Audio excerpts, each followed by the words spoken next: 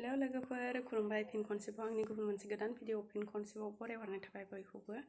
आङो दायो नै बान्दोआवहाय ना हमनो थांनो ओंखारदों आरोना लोगोफोर जोंहा दिनै बान्दो सारदों आरोना लोगोफोर नायलांबाय थादो बिदिब्ला आंनि भिडिअ हरनानै सफैबाय जोंहा ना हमनो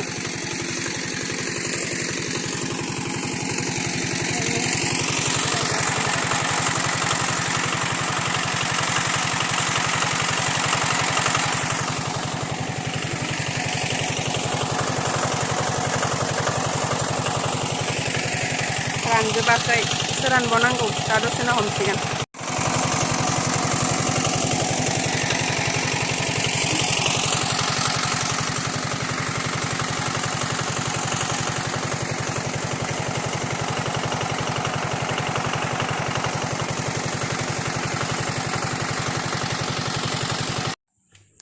नै लोगोफोर ना हमनानै अबस्था गैला हाब्रु जाजोब्बाय मोखां मालाय गासिबो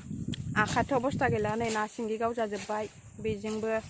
आरो हरैबो गावजाजोब्बाय नै जा साजोब्बाय नै जा बुरजा ना हमबाय जों दिनै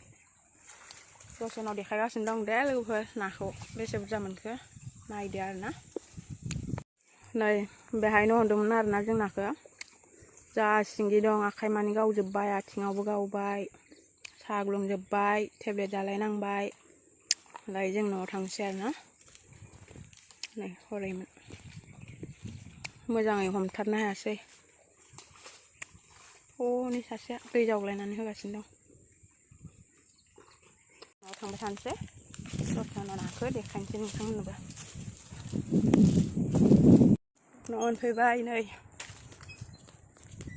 हाब्रु जाजोब्बाय मोखाङा